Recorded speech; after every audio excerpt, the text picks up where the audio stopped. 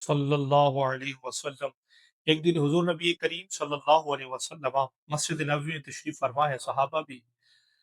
حضور نے ارشاد فرمایا، صحابہ، مکے کے اندر ایک ایسا پتھر ہے کہ جسے اللہ کا نبی آج بھی جانتا ہے۔ صحابہ نے عرض کی، یا رسول اللہ صلی اللہ علیہ وسلم، وہ پتھر کیا عمل کرتا ہے؟ کیا مدینہ شریف میں وہ مکے میں ہے تو آپ اسے جانتے ہیں؟ حضور نے ارشاد فرمایا، صحابہ، وہ ایک عمل کیا کرتا تھا۔ عرض کی، یا رسول اللہ، وہ کون سا عمل کرتا ہے؟